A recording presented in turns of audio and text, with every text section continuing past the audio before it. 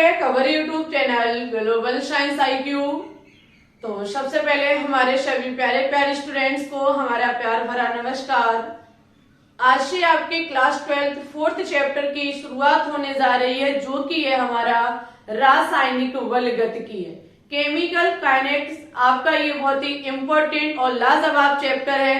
चाहे आप one day exam किसी की भी तैयारी करते हो, सभी में यहाँ से क्वेश्चंस पूछे जाते हैं। और आज के इस क्लास में हम इस चैप्टर का इंट्रोडक्शन कराएंगे, बेसिक चीजें कराएंगे। तो आज की क्लास आप लोगों के लिए बहुत ज्यादा इंपॉर्टेंट है। किसी भी चैप्टर की अगर बेसिक नॉलेज नहीं है आपको, तो आने वाली चीजें आप कभी नहीं समझ पाएंगे। ठीक है, बेसिक चीजें भी हैं और एक्स्ट्रा ज्ञान भी आपको आज की क्लास में देखने को मिलेगा, जहां पर हम अभिक्रियाओं के वेग पर चर्चा करेंगे। ठीक है, तो अभिक्रिया के वेग से वनडे एग्जाम क्वेश्चंस भी पूछते हैं। चाहे आप सीपी नेट की प्रिपरेशन करते हो, चाहे बीएससी नर्सिंग एम्स की करते हो, पैरामेडिकल, बीएचयू, आरयूएचएस, क्लास 11-12 सभी के लिए बहुत ज्यादा इंपॉर्टेंट और बहुत ज्यादा मायने रखने वाला ये आपका चैप्टर है, केमिकल काइनेटिक्स। सभी विद्यार्थियों से रिक्वेस्ट रहेगी कि नोट्स जरूर से बनाते जाएं। ठीक है, ऐसा नहीं है कि स्क्रीनशॉट लेते रहें। फटाफट उठा लीजिए कॉपी पेन को, जैसे जैसे चीजों को पढ़ाते चले मेरे साथ कॉपी में नोट डाउन करते चलेंगे। ठीक है, फिर से एक बात बोलना चाहेंगे कि हमारे क्लास 12 के 3 चैप्टर फिनिश हो चुके हैं। फोर्थ चैप्टर ज्यादा से ज्यादा 4 या 5 वीडियो में, क्योंकि हम 1 घंटे से नीचे कोई क्लास प्रोवाइड नहीं कराना चाहते। हमें जल्द से जल्द अब चैप्टर फिनिश कराने हैं, बहुत जल्द। हो सकता है कि इस हफ्ते में ये चैप्टर फिनिश भी हो जाए, नेक्स्ट चैप्टर की शुरुआत भी हो जाए। ठीक है, बहुत जल्द से जल्द कराएंगे हम, और छोड़ेंगे कुछ भी नहीं, कराएंगे सब कुछ। लेकिन जहां एक वीडियो में एक टॉपिक कराते थे, अब एक वीडियो में 4 टॉपिक कराएंगे। ठीक है, और वहीं पर जो विद्यार्थी बीएससी नर्सिंग एम्स पैरामेडिकल और पैरामेडिकल की सीपी नेट की प्रिपरेशन कर रहे हैं, उनसे हमारी रिक्वेस्ट है कि 21 तारीख से सुबह 10 बजे से क्लासेस शुरू हुआ करेंगी। लाइव स्ट्रीम महामैराथन क्लास है, एक महासंग्राम के साथ हम उतरेंगे 10 बजे। और आपके डेली 21 तारीख से जब तक आपका बीएससी नर्सिंग और एम्स का एग्जाम नहीं हो जाएगा, तब तक इसी प्रकार से चैप्टर वाइज क्वेश्चंस कराए जाएंगे महामैराथनों के द्वारा। ठीक है, 21 तारीख तक सभी विद्यार्थी अपने सभी चैप्टर कंप्लीट कर लें क्लास 12 के। ठीक है, पहले क्लास 12 के चैप्टर वाइज क्वेश्चंस कराएंगे महामैराथन क्लासों में। एक क्लास में 50-50 से ज्यादा क्वेश्चंस देखने को मिलेंगे। ठीक है, एक बार में एक चैप्टर के सभी क्वेश्चंस लेकर के आएंगे। तो आपसे हमारा कहना है कि चैप्टर अच्छे से क्लियर कर ले सभी। ओके, आपके पास अभी समय है 6-7 दिन का, उसके बाद हम 21 तारीख से आपकी महामैराथन क्लासेस स्टार्ट कर देंगे। ओके, और लाइव जो चलेगी वो सुबह 10 बजे से चलेगी। ओके, अभी हम 3 बजे चलाते हैं, लेकिन फिर सुबह 10 बजे कर देंगे। हेडिंग लगाइए सभी विद्यार्थी, रासायनिक बलगति। पहले हम देखेंगे कि रासायनिक बलगति होता क्या है।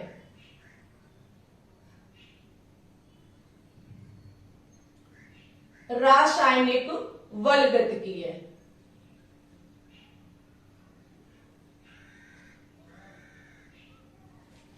देखो, आपको एक खुशी की बात और बता दें, अभी तक आपने क्लास 12 में चाहे फर्स्ट चैप्टर पढ़ा हो ठोस अवस्था, चाहे विलयन चैप्टर, चाहे विद्युत रसायन, इन तीनों चैप्टर में आपको न्यूमेरिकल देखने को मिले। ठीक है, साथ ही साथ रासायनिक बलगतिकी इस चैप्टर में भी आपको न्यूमेरिकल देखने को मिलेंगे।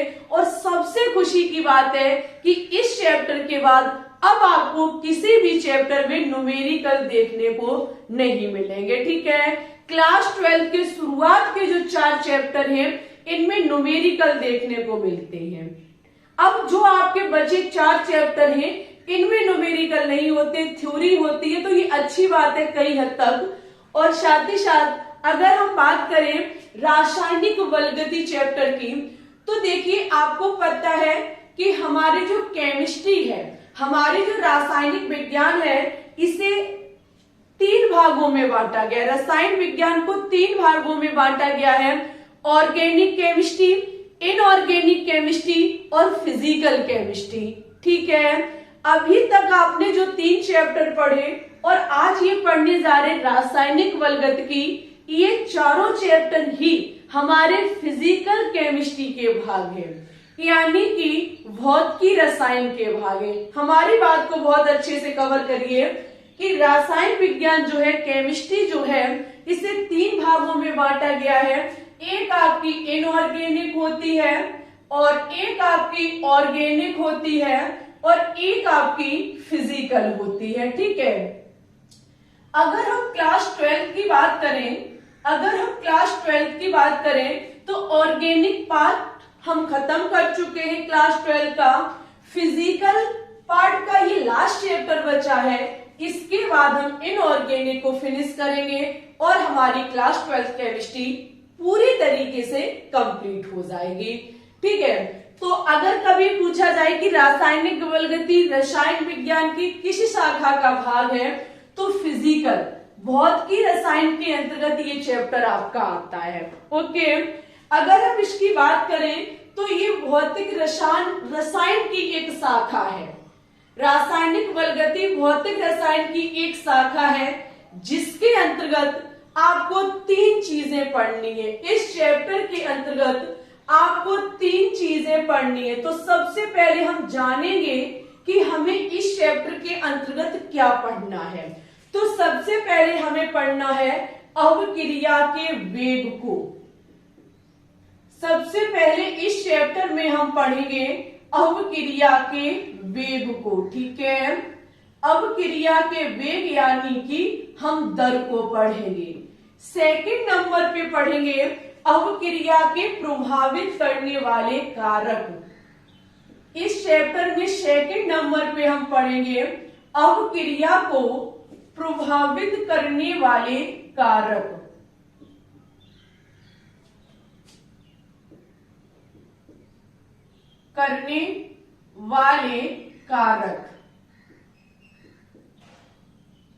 और थर्ड नंबर पे हम पढ़ेंगे अवक्रिया की क्रियाविधि को। क्या पढ़ेंगे? अवक्रिया की क्रियाविधि को।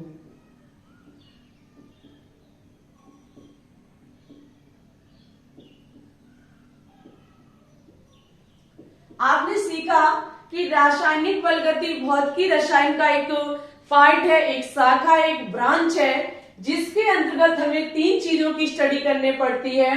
अवक्रिया के वेग की, अवक्रिया को प्रभावित करने वाले कारक की, अवक्रिया की क्रियाविधि को। ठीक है, आज की इस वीडियो में हम इसके 2 पार्ट को कवर करेंगे। एक तो अवक्रिया के वेग का अध्ययन करेंगे और अवक्रिया को प्रभावित करने वाले कारक को देखेंगे। अवक्रिया की क्रियाविधि ये आपका जो है वो थोड़ा लॉन्ग पार्ट है, तो आज हम इन दोनों को कवर कर लेंगे और आने वाली क्लासों में इसको कवर कर लेंगे। ठीक है, तो आज की हम वीडियो में क्या देखेंगे? सबसे पहले अवक्रिया के वेग को। हेडिंग लगाइए अवक्रिया के वेग। अब हम देखेंगे अवक्रिया के वेग या दर को। अवक्रिया का वेग या दर देखेंगे। देखिए, अवक्रिया का वेग या दर की हम बात करें तो सबसे पहले अवक्रिया है क्या हमारी? अवक्रिया का मतलब होता है कि उसमें एक तो अवकारक पक्ष होता है और एक हमारा उत्पाद पक्ष होता है। तो किसी भी अवक्रिया में जो भाग लेता है वो हमारा अवकारक कहलाता है और अवक्रिया से जो हमें प्राप्त होता है वो हमारा उत्पाद कहलाता है। ठीक है, तो जब हम वेग या दर को पढ़ने जाएंगे तो अच्छा ये बताइए डियर स्टूडेंट्स, जब हम किसी भी अवक्रिया में अवकारक को देखें और अवकारक से अगर हम उत्पाद को देखें तो वहां कुछ ना कुछ परिवर्तन जरूर हुआ होगा। यानी कि किसी ना किसी समय पर हमारा अवकारक से जब उत्पाद बना होगा तो उनमें कुछ ना कुछ अंतर जरूर आया होगा, उनमें कुछ ना कुछ परिवर्तन जरूर हुआ होगा। तो अगर हम अवक्रिया के वेग या दर को जानना चाहें तो इसे कहा जाता है कि किसी भी इकाई समय पर अवकारक और उत्पाद की सांद्रता में जो परिवर्तन होता है वही अवक्रिया का वेग या फिर दर कहलाती है। सीधी सी बात है कि अवक्रिया के वेग का मतलब है कि अवकारक और उत्पाद की सांद्रता में परिवर्तन। ये चीज बस आपको ध्यान रखनी है कि अवक्रिया का वेग का मतलब है अवकारक और उत्पाद की सांद्रता में परिवर्तन बटे सांद्रता में लगने वाला समय। उस परिवर्तन में जो समय लगा है वो ही हमारा अवक्रिया का औसत वेग कहलाता है। हम यहाँ पर जो देखेंगे वो दो प्रकार का वेग देखेंगे, एक तो अवक्रिया का औसत वेग और एक अवक्रिया का तात्क्षणिक वेग। सबसे पहले हेडिंग लगाइए सभी विद्यार्थी, अवक्रिया का औसत वेग। क्या देखेंगे? अवक्रिया का औसत वेग।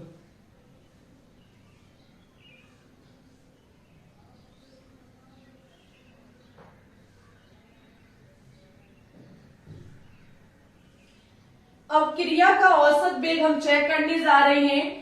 आपको पता है जैसे कि कोई हमारी अवक्रिया हुई है, रिएक्टेंट से हमारा प्रोडक्ट बना है, यानी कि अवकारक से हमारा उत्पाद बना है। अच्छा एक बात बताइए, जब हम t बराबर 0 यानी कि समय बराबर अगर हमारा 0 है तो उस टाइम हमारी अवक्रिया प्रारंभ हुई है, अवकारक से उत्पाद नहीं बन रहा है। अभी ये वो समय है, t बराबर 0 वो समय है जिस टाइम हम अवकारक को लेते हैं। t बराबर वह समय है जब हम अवकारक को लेते हैं। जैसे जैसे हम समय में परिवर्तन करेंगे अवकारक हमारा उत्पाद में बदलना शुरू कर देगा, लेकिन t बराबर 0 समय पर कभी भी अवकारक उत्पाद में नहीं बदलता है। ये वो दौर होता है, ये वो वक्त होता है जिस टाइम अवकारक लिया जाता है। सपोज दैट t बराबर 0 समय पर हमारा अवकारक 20 है तो उत्पाद 0 होगा। जैसे जैसे हम समय बढ़ाएंगे t बराबर अगर हम 1 करेंगे तो अवकारक 18 रह जाएगा और उत्पाद हमारा बनना शुरू हो जाएगा। ठीक है, अगर हम t बराबर और समय बढ़ाएं 2 सेकंड कर दें तो अवकारक हमारा 16 रह जाएगा और उत्पाद हमारा 4 बन जाएगा। अगर t बराबर हम 3 कर दें तो ये 40 रह जाएगा, ये आपका 6 बन जाएगा। t बराबर 4 यानी कि 12 और ये आपका 8 हो जाएगा। सीधी सी बात है, जैसे जैसे हम समय में परिवर्तन कर रहे हैं, जैसे जैसे हम समय में परिवर्तन कर रहे हैं अवक्रिया की दर घट रही है और उत्पाद की दर बढ़ रही है। अवक्रिया में अवकारक की दर घट रही है और अवक्रिया में उत्पाद की दर बढ़ रही है। कब? जब हम वक्त बदल रहे हैं, समय को बदल रहे हैं। अगर हम समय बदलने पर अवक्रिया में अवकारक और उत्पाद की सांद्रता को चेक करना चाहें तो हम नॉर्मल तरीके से कह सकते हैं कि अवकारक के घटना, अवकारक की दर का घटना और उत्पाद के दर का बढ़ना ही अवक्रिया का औसत वेग कहलाता है। लेकिन इससे पहले एक पॉइंट नोट कर लीजिए कि अवक्रिया का जो औसत वेग है वो समय अंतराल पर आता है। इनके बीच समय अंतराल होना चाहिए, किस टाइम ये अवक्रिया क्या थी और किस टाइम पर ये अवक्रिया क्या हो गई। जो समय अंतराल होता है, एक निश्चित समय अंतराल में अवकारक और उत्पाद की सांद्रता में होने वाले परिवर्तन को ही हम अवक्रिया का औसत वेग कहते हैं। एक निश्चित समय अंतराल पर वगैरह वगैरह हम नहीं ले लेंगे समय, एक समय अंतराल होना चाहिए। टाइम के बीच का जो अंतर है, इनके बीच का जो समय अंतराल है वही को लेकर के जब हम अवकारक और उत्पाद की सांद्रता में जो परिवर्तन होता है उसे ही अवक्रिया का औसत वेग कहा जाता है। जैसे कि एक छोटे से उस पे देखेंगे आप लोग स्तर पर, हम यहाँ पर अवक्रिया का वेग देखें या फिर अवक्रिया का औसत वेग देके बात एक ही है, ठीक है। यहाँ हम अवक्रिया का माना कि औसत वेग लगाएंगे।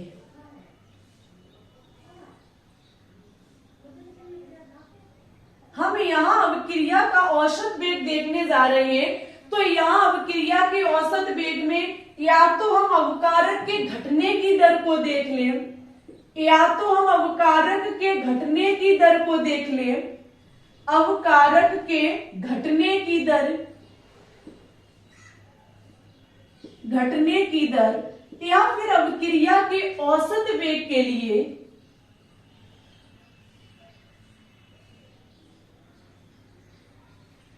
अवक्रिया के औसत वेग के लिए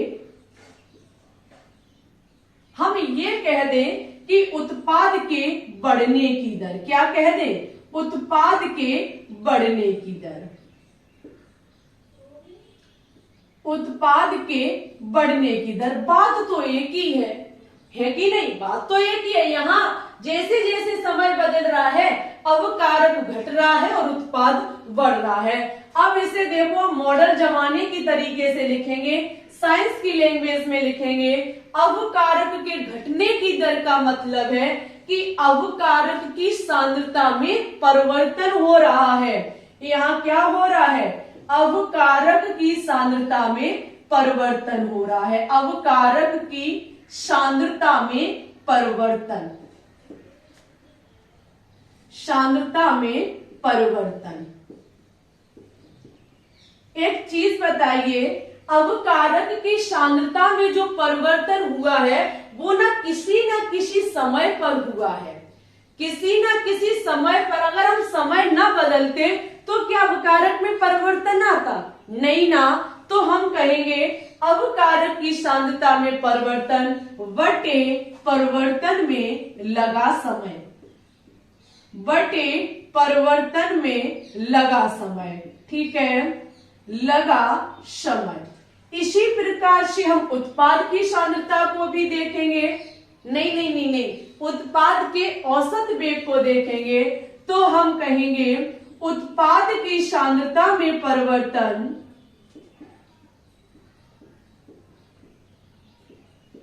उत्पाद की सांद्रता में परिवर्तन बटे परिवर्तन में लगा समय,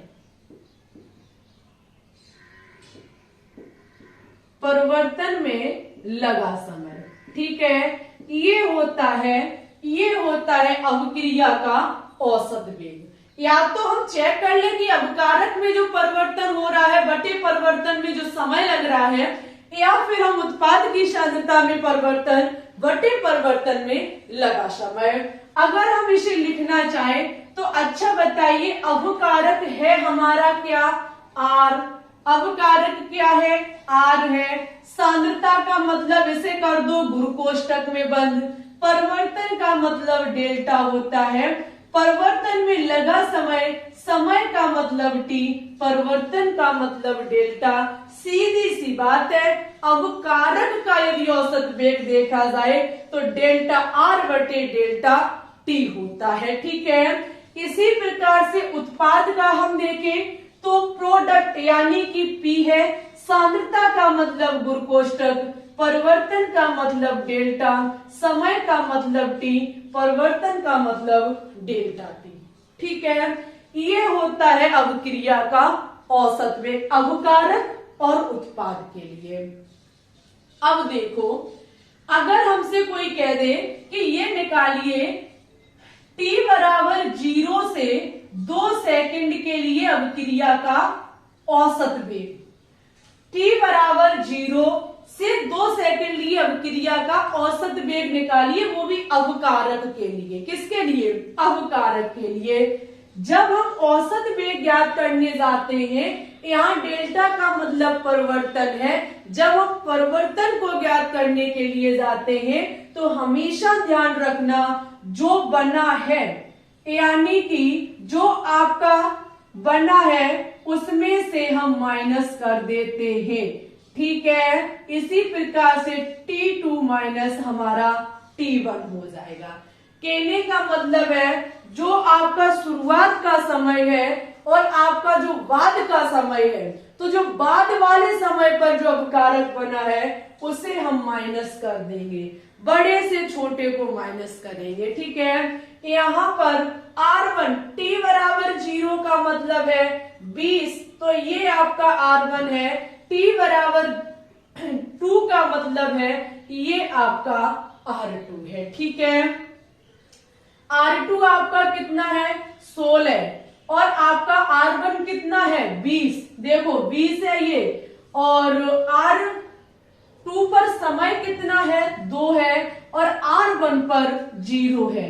अगर हम यहाँ ज्ञात करेंगे तो आपका -2 निकल के आएगा। अगर इसी समय पर हम उत्पाद की औसत वेग को देखें तो उत्पाद का औसत वेग जब हम देखने जाएंगे तो परिवर्तन वही चीज पहले आएगी, P2 माइनस की P1 आप करेंगे, P2 माइनस P1 यानी कि जो पहले का समय है और जो बाद में समय परिवर्तन करने पर जो आपका उत्पाद निकल के आ रहा है उसमें से पहले वाले को माइनस करेंगे, तो T2 माइनस आपका T1। मैंने शुरुआत में एक चीज बोली थी कि अवक्रिया का औसत वेग ज्ञात करने के लिए समय अंतराल लिया जाता है कि जो आपका अभी है और पहले क्या था इनके बीच का अंतर लिया जाता है, इनके बीच का समय अंतराल लिया जाता है।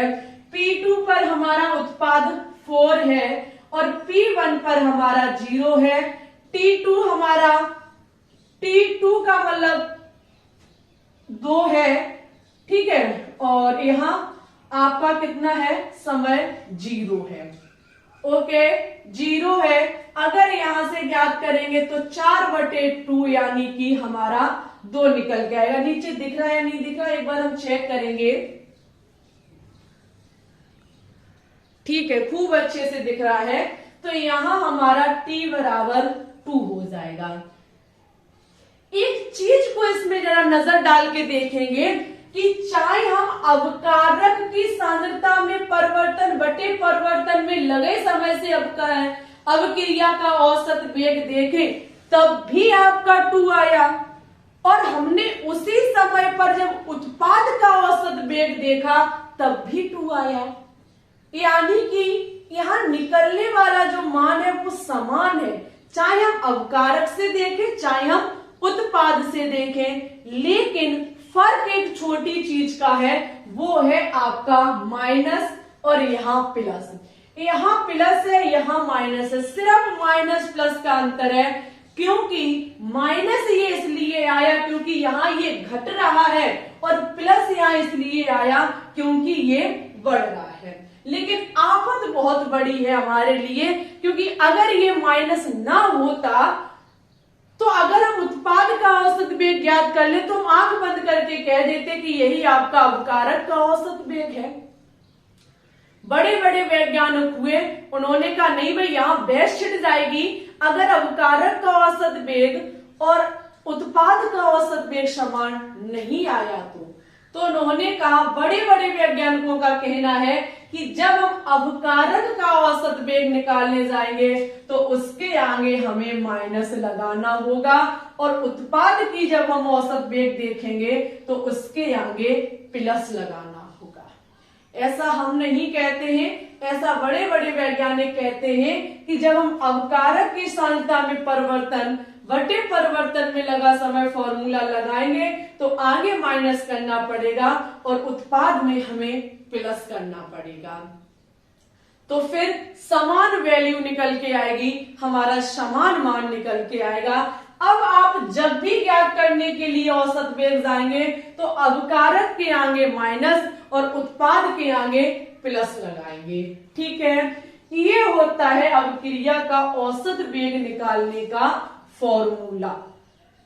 अवक्रिया का औसत वेग का मतलब है कि अवकारक की सांद्रता में परिवर्तन बटे परिवर्तन में लगा समय और उत्पाद की सांद्रता में परिवर्तन बटे परिवर्तन में लगा समय। अगर हम इस दोनों को एक ही तौर पर लिखना चाहें तो लिख सकते हैं अवकारक एवं उत्पाद की सांद्रता में परिवर्तन बटे परिवर्तन में लगा समय। ठीक है, लीजिए इसकी स्क्रीनशॉट। कुछ एग्जाम्पल के माध्यम से हम आपको चीजें सिखाने की कोशिश करेंगे कि इस चीज को हम कैसे लिख सकते हैं। ठीक है, चलिए कुछ अभिक्रियाएं हम आपको सिखा रहे हैं कि कभी भी आपसे अवकारक और उत्पाद की सांद्रता पूछी जाए तो आप लिखेंगे कैसे उसे। ओके, अच्छा चैप्टर है भाई साहब, शुरुआत ही जब इसकी इतनी बेहतरीन है तो चैप्टर कितना बेहतरीन होगा, बहुत ज्यादा बेहतरीन है। यहाँ से बहुत अच्छी खासी चीजें आपको सीखने को मिलती है। जैसे सपोज दैट कुछ चीजें हम लेंगे आपके सामने, जैसे आपके सामने अभिक्रिया A प्लस बी से आपका C और D बन रहा है। ठीक है, C और D बन रहा है। हम यहाँ पे औसत वेग लिखने जा रहे हैं। क्या लिखने जा रहे हैं? अभिक्रिया का वेग, औसत नहीं, सिर्फ वेग लिखने जा रहे हैं। अच्छा, अगर हम इसका वेग लिखने जाएं तो इसका वेग हम 4 तरीके से लिख सकते हैं। एक तो अवकारक A के वेग लिखें, या अवकारक B का वेग लिखें, अवकारक C का वेग लिख सकते, अवकारक D का वेग, वो सॉरी अवकारक A फिर B का वेग और उत्पाद C या D का वेग। ठीक है, कभी कभी देखो वनडे एग्जाम करता क्या है, किसी एक का इनमें से आपको मान दिया जाएगा और उसी का औसत वेग आपसे पूछा जाएगा या तात्क्षणिक वेग आपसे पूछा जा सकता है। तो ऐसी स्थिति में आपको ये भी पता होना चाहिए कि जब एक मान दिया जाएगा तो उसका औसत वेग कैसे निकालेंगे। जैसे औसत वेग या तात्क्षणिक वेग या अभिक्रिया का वेग हम देखना चाहें सबसे पहले ए का, तो इसका क्या हो जाएगा, डेल्टा ए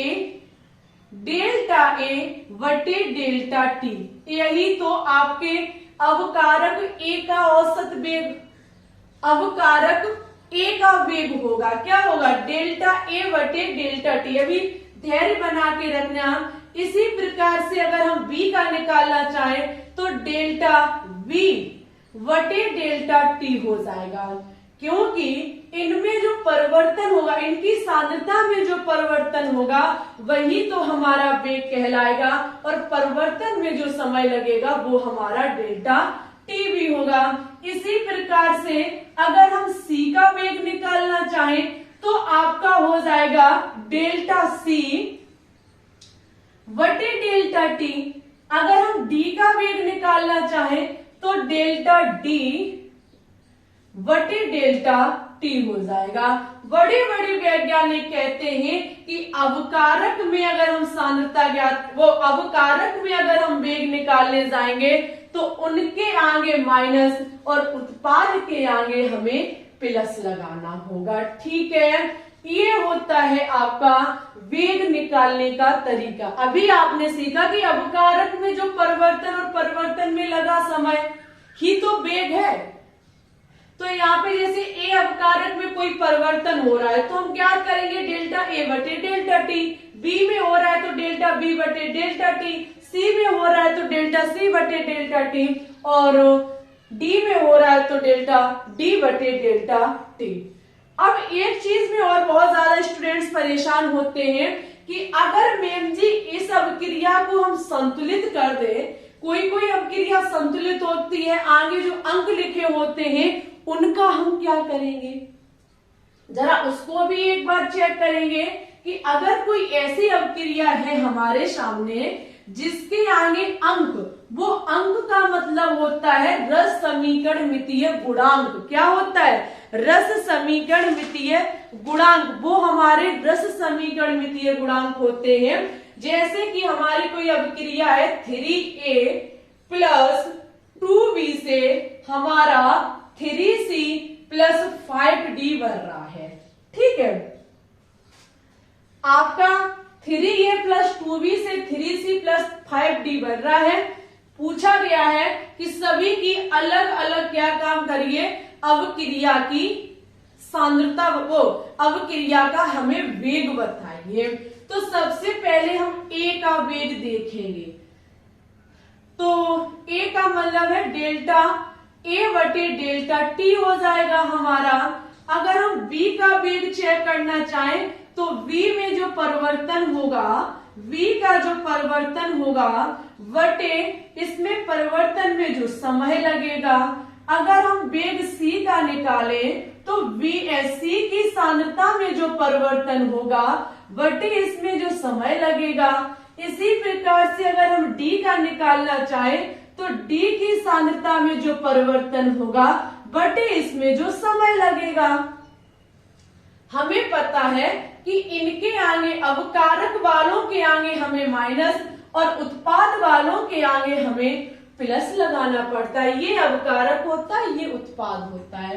तीर के निशान के आगे अवकारक, तीर के निशान के पीछे उत्पाद होता है। अब बात है कि आगे ये जो अंक लगे हुए हैं ये क्या है, इनको कहाँ लिखेंगे?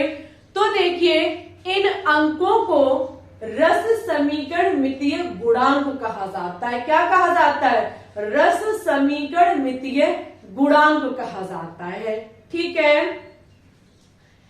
अगर किसी भी अभिक्रिया के आगे ये रस समीकरण मितीय गुणांक लिखे हुए हैं तो हम क्या काम करेंगे, इनका ये जो लिखा हुआ है वेग उनके आगे इनका भाग कर देंगे।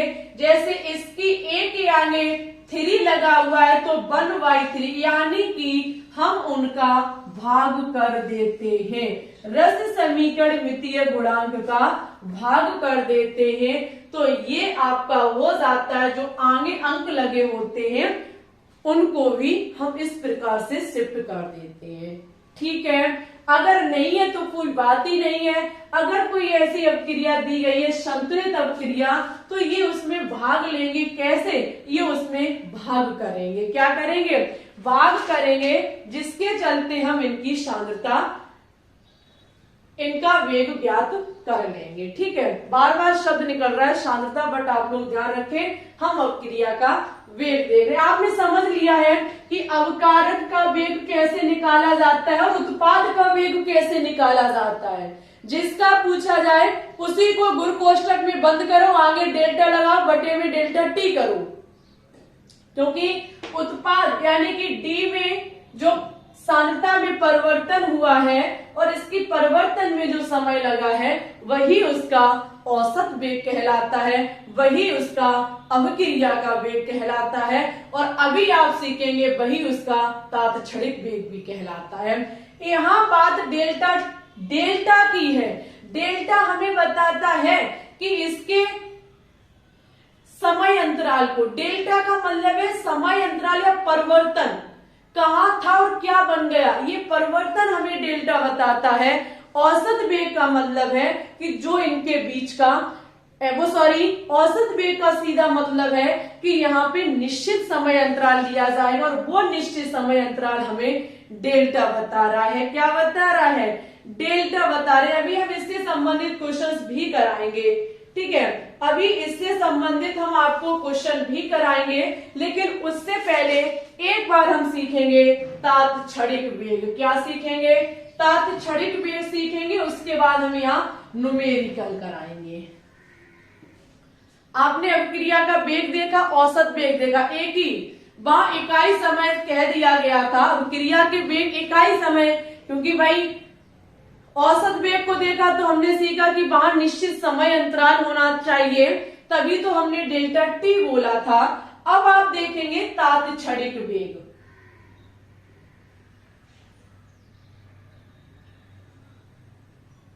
नेक्स्ट है हमारा तात्क्षणिक वेग।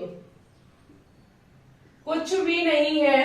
अगर हम तात्क्षणिक वेग की बात करें तो तात्क्षणिक वेग का मतलब है किसी निश्चित समय पर, किसी निश्चित समय पर यहां पर लिया जाता है, जहां पर आपका औसत वेग निश्चित समय अंतराल पर अभिक्रिया में जो अवकारक और उत्पाद की सांद्रता में परिवर्तन वटे परिवर्तन में लगा समय था, वहां से अगर हम यहाँ देखें तात्क्षणिक वेग पर तो यहाँ एक निश्चित समय पर, एक फिक्स टाइम पर जो अवकारक और उत्पाद की सांद्रता में परिवर्तन होता है वही हमारा अवक्रिया का तात्क्षणिक वेग कहलाता है। हम वहां बार बार कह रहे थे ये अभिक्रिया का औसत वेग है, ये अभिक्रिया का वेग है। क्यों कह रहे थे? क्योंकि वहां डेल्टा शब्द था। डेल्टा बता रहा था कि इनके बीच का जो अंतर है, इनके बीच का जो समय अंतराल है, लेकिन तात्क्षणिक वेग में एक निश्चित समय लिया जाता है।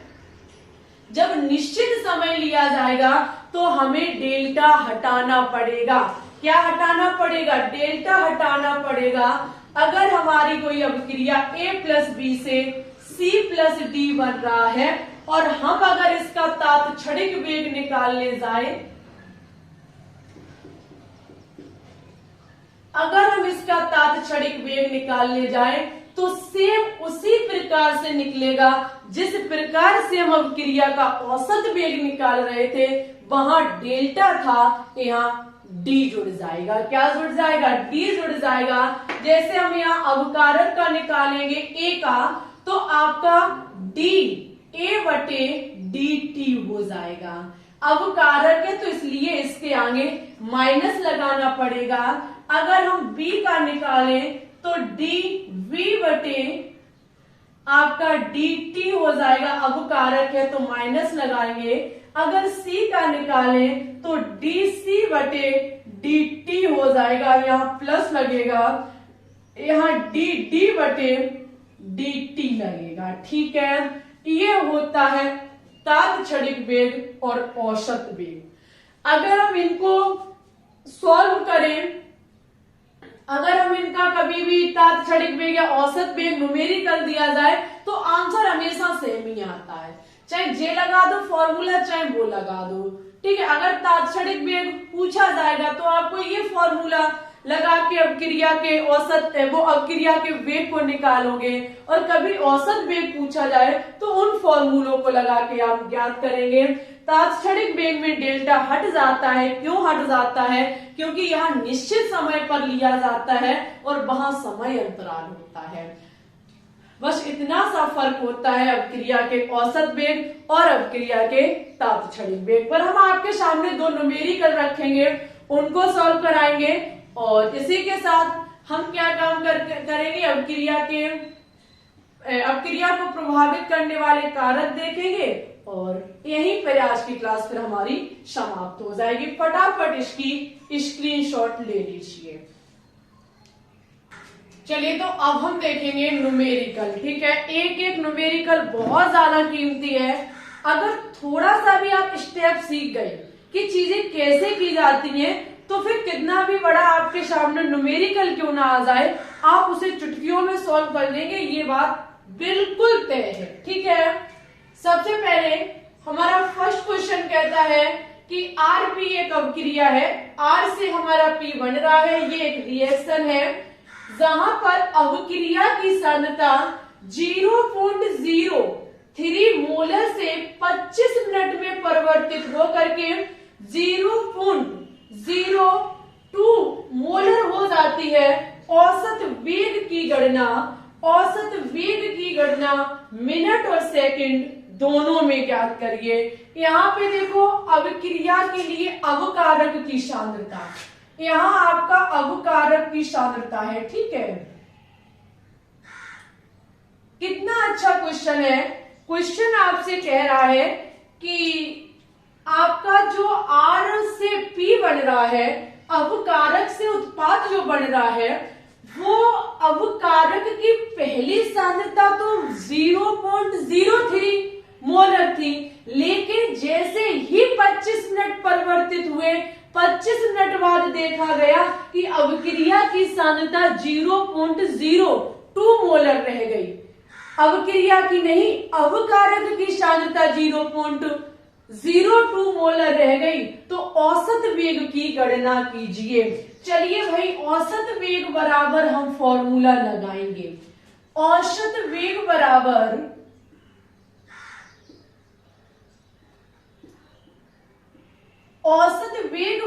कहता है या तो अवकारक की सांद्रता में परिवर्तन बटे परिवर्तन में लगा समय, या फिर उत्पाद की सांद्रता में परिवर्तन बटे परिवर्तन में लगा समय। ठीक है, यहाँ पे आप एक चीज नोट डाउन कर सकते हैं कि बात किसकी है, अवकारक की है। अवकारक की जो प्रारंभिक सांद्रता R1 है, अवकारक की प्रारंभिक सांद्रता R1 0.03 मोलर है, और जैसे ही परिवर्तन जो आपका डेल्टा टी है, डेल्टा टी है वो आपका 25 मिनट है। जैसे ही 25 मिनट परिवर्तित हुए तो सांद्रता देखी गई आपकी R2 बराबर 0.02 मोलर हो गई। तो अभिक्रिया का औसत वेग बराबर होगा, औसत वेग बराबर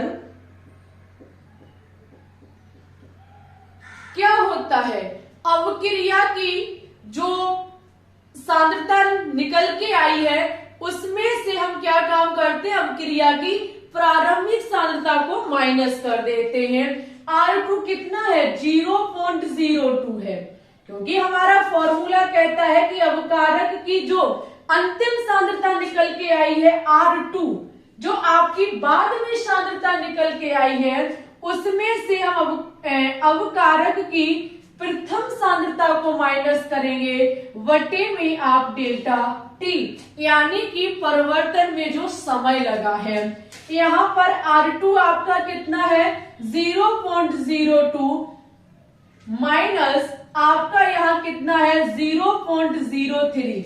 लेकिन एक चीज भी आपको पता होनी चाहिए, अवकारक की बात कर रहा है तो इसके आगे यहाँ माइनस होगा, ठीक है। वटे परिवर्तन में समय 25 मिनट लग रहा है, कितना लग रहा है, 25 मिनट लग रहा है। यहाँ से आप क्या काम कर सकते हैं, जब इसे आप यहाँ से निकालेंगे तो आपका कितना निकल के आएगा, आपका माइनस का, इसे माइनस कर दीजिए इसमें से, तो 0.01 बटे 25 निकल के आएगा। कितना निकल के आएगा, 0.01 बटे 25 आपका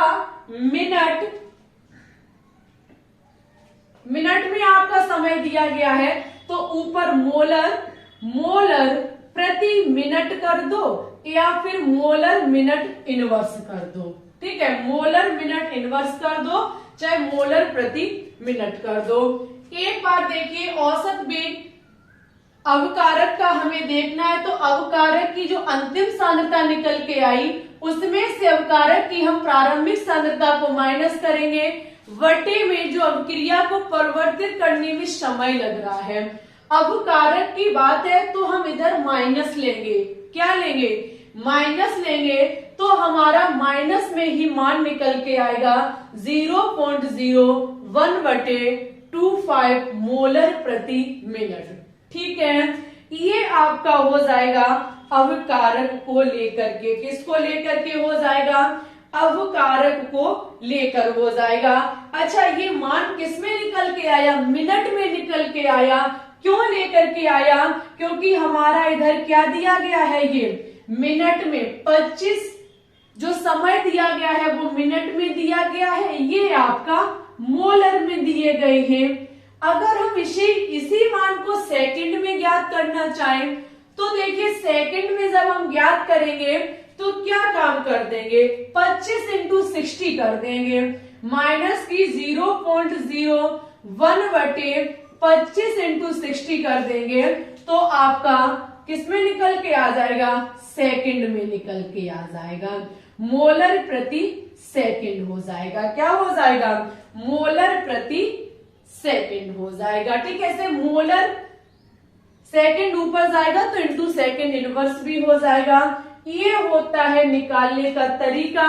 किसको निकालने का तरीका, औसत वेग को निकालने का तरीका, ठीक है। नेक्स्ट क्वेश्चन जो है वो आप औसत वेग से भी निकाल सकते हो, तात्क्षणिक वेग से भी निकाल सकते हैं, किसी से निकालिए, आंसर आपका एक समान ही आएगा, आंसर आपका एक समान ही आएगा। जैसे कि नेक्स्ट क्वेश्चन कहता है कि एक बंद पात्र में निम्नलिखित अभिक्रिया संपन्न हो रही है। एक पात्र में अभिक्रिया संपन्न हो रही है, ए से BC बन रहा है।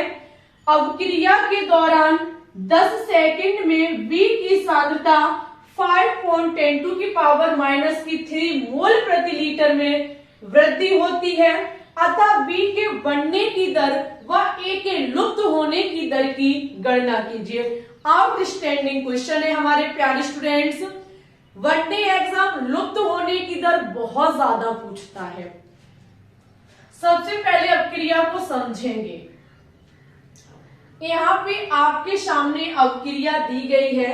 अगर इस अपक्रिया को लेके हम औसत वेग चेक करें, समझना मेरी बात को, इस अपक्रिया को लेके अगर हम औसत वेग को चेक करें तो आपको पता है कि आपका औसत वेग कैसे आएगा, डेल्टा ए बटे डेल्टा टी, यही तो आएगा।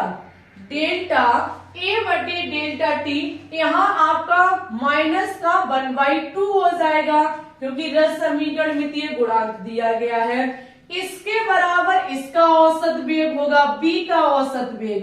V आपका उत्पाद है तो प्लस में लिया जाएगा, ठीक है,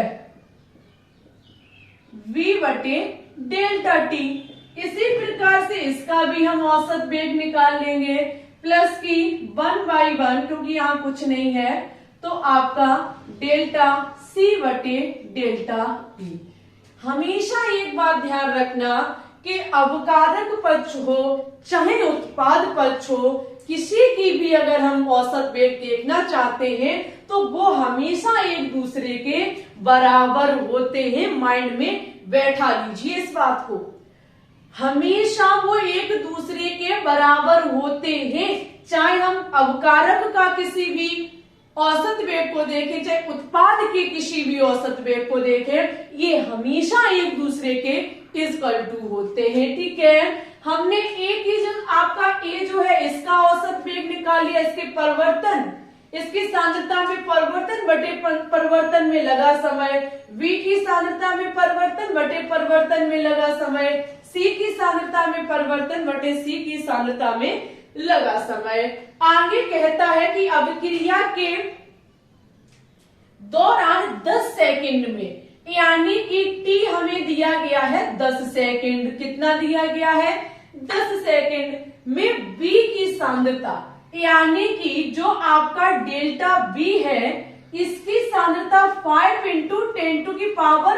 10⁻³ मोल प्रति लीटर में वृद्धि हो रही है, ठीक है। तो V के बनने की दर व A के लुप्त होने की दर ज्ञात करिए। हमें ये मान पता है, हम सबसे पहले क्या काम करेंगे, सबसे पहले क्या काम करेंगे, V के बनने की दर ज्ञात करेंगे। ये मान हमें दिए गए हैं, डेल्टा B का मान दिया गया और डेल्टा T समय हमें दिया गया है, ठीक है। हम क्या काम करने जा रहे हैं, V के बनने की दर ज्ञात करने जा रहे हैं। V के बनने की दर ज्ञात करने जा रहे हैं। हम जो कहें वो मान लीजिएगा, हम जो कहें वो आपको बहुत ध्यान से सुनना है। किसी भी अवक्रिया में जो आपके बनता है या फिर जो लुप्त होता है उसमें रस समीकरण मितीय गुणांक का कोई योगदान नहीं होता है। अगर आपसे कहा जाए कि यहाँ पर V बन रहा है, क्या बन रहा है, V बन रहा है, तो ये 1/4 से हमें लेना देना नहीं है। डेल्टा V बटे डेल्टा T हमारा बन रहा है, हमें इसकी दर को ज्ञात करना है। किसकी दर को, डेल्टा V बटे डेल्टा T, इसकी दर को हमें ज्ञात करना है। इसके आगे हमें ये नहीं लगाना है, ठीक है। मोटे मोटे तौर पर कोई आपको कभी भी अपक्रिया दी जाए, पूछा जाए कि इसमें लुप्त हुआ कौन सा उत्पाद है, देखो लुप्त का मतलब है कि अवकारक, हमेशा अवकारक ही तो लुप्त होता है और उत्पाद हमेशा बनता है। तो देखो लुप्त A की दर पूछी गई है क्योंकि A कम हो रहा है, तो यहाँ पर B के बढ़ने की दर हम जब ज्ञात करेंगे तो हमारा क्या होगा, डेल्टा V बटे डेल्टा T, ठीक है। डेल्टा B का मान दिया गया है 5 × 10⁻³ डेल्टा T का मान 10 सेकेंड है। इससे इसको काट दीजिए तो 0.5 इंटू 10⁻³ 0.1 अंक आगे बढ़ा देंगे तो हमारा दशमलव का कोई फिर मतलब ही नहीं है, 0 हो जाएगा, 10⁻⁴ हो जाएगा। ये निकल के आएगा b के बढ़ने की दर। अब हम सेकंड नंबर पर देखेंगे a के लुप्त होने की दर, a के लुप्त होने की दर, लुप्त होने की दर। जब हम a की लुप्त होने की दर को ज्ञात करने जाएंगे तो आपका a लुप्त होगा तो पता क्या माना जाएगा, ओनली ऑन डेल्टा a बटे डेल्टा t। मैंने अभी बोला है, ऐसे आपको कोई नहीं बताएगा। हम तो इजी लैंग्वेज में बस अपनी तरफ से बना के चीजें कह देते हैं कि बस ये है। दिमाग में हमेशा रखना कि अगर कोई चीज लुप्त हो रही है, कोई चीज बन रही है, तो उसमें रस समीकरण मितीय गुणांक का कोई योगदान नहीं होता है। अब डेल्टा a बटे डेल्टा t ज्ञात करने जा रहे हैं कि यहाँ पर इसकी सांद्रता में जो परिवर्तन हुआ है, जिसके चलते ये लुप्त हो गया, जिसके चलते ये लुप्त हो गया, तो इसकी दर क्या निकल के आएगी। तो अच्छा एक ये बताइए, डेल्टा b बटे डेल्टा t का मान हमें पता है और ये आपस में एक दूसरे के सब बराबर होते हैं। अगर हम इसका मान रख दें तो क्या हम इसको ज्ञात नहीं कर सकते? बिल्कुल ज्ञात कर सकते हैं। आपको पता है कि 1/2 डेल्टा a बटे डेल्टा t जो है वो 1/4 डेल्टा b बटे डेल्टा t के बराबर है। तो यहां पे आपका हमें ज्ञात करना है डेल्टा a बटे डेल्टा t, यही तो मुझे ज्ञात करना है। आपका इधर क्या हो जाएगा,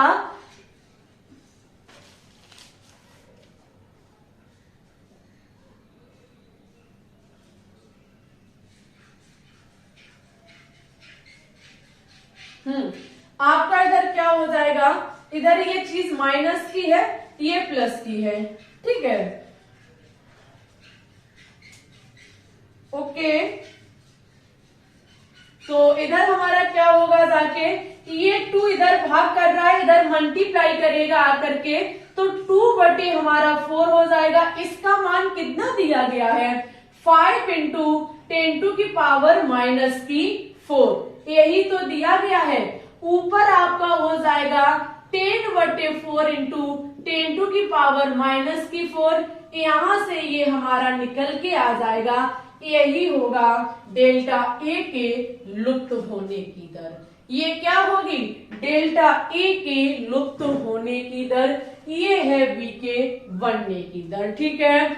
ऐसे ही वनडे एग्जाम आपसे क्वेश्चंस करते हैं। ये क्वेश्चंस फिर आपको महासंग्राम में देखने को मिलेंगे जब हम चैप्टर वाइज क्वेश्चंस की शुरुआत करेंगे। सभी स्टूडेंट से रिक्वेस्ट है, अगर आपको समझ में आया हो तो बताइएगा, ना समझ में आया हो तब भी बताइएगा, लेकिन एक बार वीडियो को लाइक जरूर कर दीजिएगा। अब हम नेक्स्ट पॉइंट को देखेंगे, अभिक्रिया की दर को प्रभावित करने वाले कारक। फटाफट इसकी स्क्रीनशॉट ले लीजिए, ठीक है। चलिए हेडिंग लगाइए,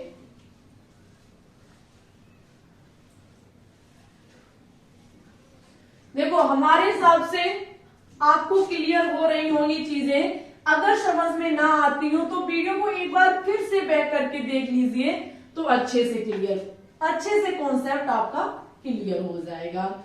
नेक्स्ट हेडिंग लगाएंगे, अभिक्रिया की दर को प्रभावित करने वाले कारक। एक चीज आपने पढ़ ली, दूसरी चीज आप पढ़ेंगे, ठीक है।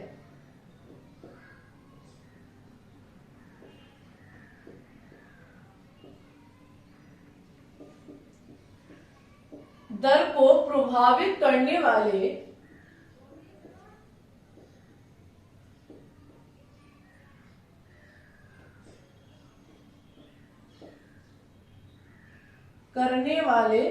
कारक। ठीक है, वेरी इंपॉर्टेंट है, वनडे एग्जाम क्वेश्चंस करते हैं। डायरेक्ट हम आपको एक एक पॉइंट करके बताएंगे। अवक्रिया की सांद्रता, अवक्रिया के रेट को, अवक्रिया की दर को जो प्रभावित करता है वो सबसे मेन है अवक्रिया की अवकारकों की सांद्रता। कौन प्रभावित करता है? अवकारकों की सांद्रता। जो आपका कॉन्सेंट्रेटेड ऑफ रिएक्टेंट होता है ये अवक्रिया को बहुत ज्यादा प्रभावित करता है। सांद्रता, कारक ही तो अवक्रिया में भाग लेगा तो उसकी सांद्रता बहुत ज्यादा इंपॉर्टेंट है। साथ ही साथ ताप, यानी कि अवक्रिया ताप पर, टेम्परेचर पर भी निर्भर करती है। दाब यानी कि प्रेशर पर भी डिपेंड करती है। साथ ही साथ आपका सतह क्षेत्रफल, सरफेस एरिया पर भी आपकी अवक्रिया डिपेंड करती है। सतह क्षेत्रफल, ठीक है, सतह क्षेत्रफल। और नेक्स्ट है आपका अवकारकों और उत्पादों की प्रकृति। अवकारकों और उत्पादों की प्रकृति।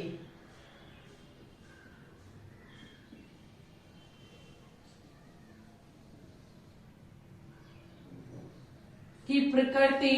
नेक्स्ट है आपका माध्यम की प्रकृति, ठीक है, nature of reactant and product. आगे आपका नेचर ऑफ मीडियम यानी कि माध्यम की प्रकृति, कि कौन सा माध्यम है यहां पर। ओके, विकिरण का प्रभाव।